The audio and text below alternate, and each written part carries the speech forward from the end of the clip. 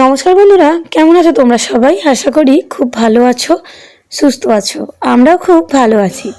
আজকে চলে এসেছি সম্পূর্ণ নতুন একটি রেসিপি নিয়ে।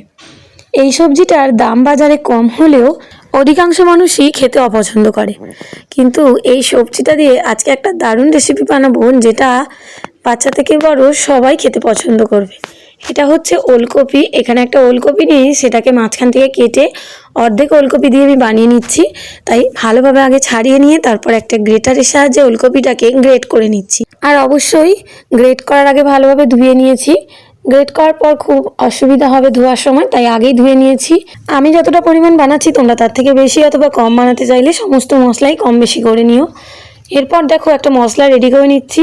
এখানে নিয়েছি তিল, আর নিয়েছি মগজদানা আর কাজু বাদাম। এগুলোকে খুব ভালোভাবে বেটে নিলাম। এরপর ওলকপির সঙ্গে দিয়ে দিলাম বেশ কিছুটা আলু সিদ্ধ।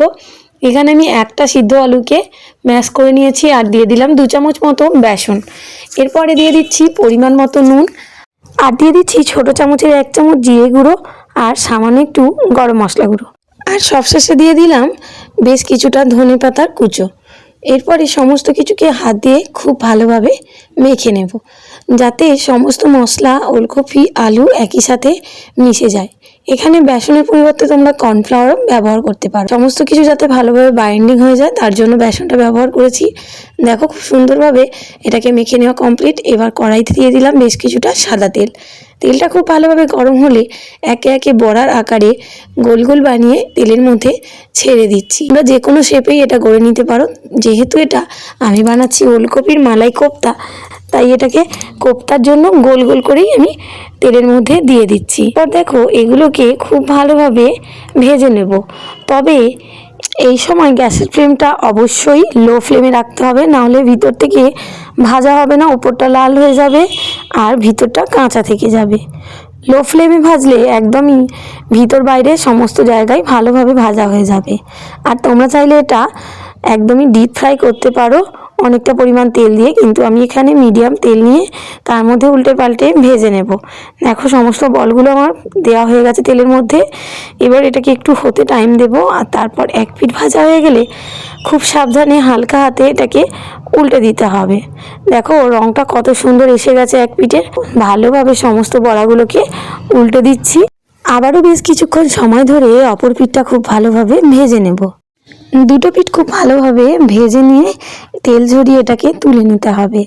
দেখো খুব সুন্দরভাবে ভাজা হয়ে গেছে। এবার এগুলোকে তুলে নিচ্ছি। সমস্ত বড়াগুলো ভেজে তুলে নেওয়া হয়ে গেল। এরপরে চলো কারিটা বানিয়ে নিই। কোপ্তাগুলো রেডি। কারি বানানোর জন্য ওই একই তেলের মধ্যে ফোড়নে গোটা গরম মশলা, সামান্য জিরে আর একটা তেজপাতা ফোড়ন দিলাম। ফোড়নটা ভাজা হলে দিয়ে দিলাম টমেটো পেস্ট। একটা টমেটোর পেস্ট রেডি করে নিয়েছি। এটা শিলে বাটলে ছোট ছোট করে টুকরো করে একটু বেটে নিও, আর যদি মিক্সিতে বাটো তো কোনো কথাই না। তারপরে টমেটোর কাঁচা গন্ধ চলে যাওয়ার জন্য বেশ কিছুক্ষণ ধরে নেড়ে চেড়ে ভেজে নিতে হবে। এরপরে টমেটোটা নরম হয়ে যাওয়ার পর দিয়ে দিলাম একে একে পরিমাণ মতো নুন, হাফ চামচ জিরে গুঁড়ো আর 1 চামচ আদা বাটা।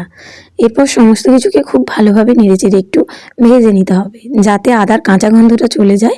তারপর ভেজে নেওয়ার পর দিয়ে দিচ্ছি যে মশলাটা রেডি করে রেখেছিলাম, সেই মশলার বাটাটা, কাজু, চারমগজ আর সাদা তিলের বাটা। এই মশলাটা দিয়ে তারপর সেই পাত্রটা ধুয়েই বেশ কিছুটা জল এর মধ্যে দিয়ে দিলাম, আর সমস্ত কিছুকে নেড়েচেড়ে ভালোভাবে কষিয়ে নেব মিনিট 5-7 টাইম নিয়ে।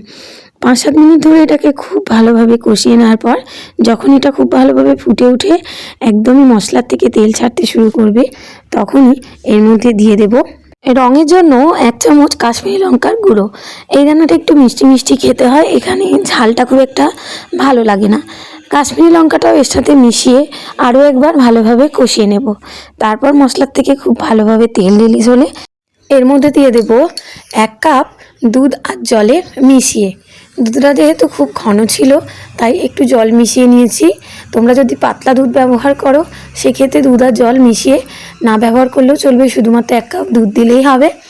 আর তোমরা পাউডার দুধেও এটা বানাতে পারো। পাউডার দুধটা আগে থেকেই গরম জল দিয়ে গুলিয়ে নিও। তারপরে এটাকে খুব ভালোভাবে নেড়ে চেড়ে একবার ফুটতে দেব। ভালোভাবে ফুটে উঠলে এর মধ্যে দিয়ে দেব ভেজে রাখা কোপ্তাগুলো। আর এই রান্নাটাতে যেহেতু কাজু বাদাম চারমগজ এই সমস্ত পেস্ট দেওয়া আছে, তো এটা খুব তাড়াতাড়ি ঘন হয়ে যায়। পারলে কিন্তু এটা একটু বেশি পরিমাণেই জল বা দুধ ব্যবহার করো। তারপর এটাকে একবার ঢাকনা বন্ধ করে 2 মিনিট রান্না করে নেব। 2 মিনিট পরেই এটা ঘন ঘন হয়ে গেলে তখন এর মধ্যে দিয়ে দেবো সামান্য একটু চিনি। খুব বেশি দিচ্ছি না, এটা একটু মিষ্টি মিষ্টি দুধের কারণে হয়ে গেছে আর ওই মশলাগুলোর কারণে। তোমরা তোমাদের পরিমাণ বুঝে দিও। নুন চিনির ব্যালেন্সটা যে কোনো রান্নায় সুন্দর হলে রান্নাটা অবশ্যই সুন্দর হয়।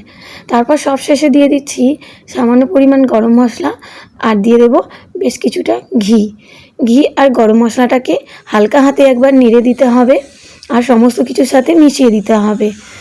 খুব তাড়াহুড়ো করে নাড়াচাড়া করলে কোপ্তাগুলো কিন্তু ভেঙে যাবে, তাই এই শেষ পর্যায়ের কাজটা একটু সাবধানে করতে হবে। সমস্ত কিছু খুব ভালোভাবে মেশানো হয়ে গেলে 1 মিনিট মতো রান্না করে নিয়ে গ্যাসের ফ্লেম অফ করে এটাকে নামিয়ে নিতে হবে। ব্যাস, ভাত রুটি পরোটা যে কোনো কিছুর সাথেই এটা খেতে অসাধারণ লাগে। সবশেষে সরিয়ে দিচ্ছি সামান্য একটু ধনেপাতা। এখানে ধনেপাতা কুচিয়ে নিয়ে দিয়ে দিয়েছি, তোমরা চাইলে এটাকে স্কিপ করতে পারো। দেখো যতটা দেখতে সুন্দর হয়েছিল, খেতেও কিন্তু খুবই সুন্দর হয়েছিল। বাড়িতে যদি কাউকে বানিয়ে দাও, খাওয়ার আগে বা পরে কিন্তু বুঝতে পারবে না যে এটা কী দিয়ে বানিয়েছো। তো অবশ্যই তোমরা বাড়িতে ট্রাই করো আর জানিও কেমন হয়েছিল। ভালো লাগলে like comment share and subscribe করে পাশে থেকো।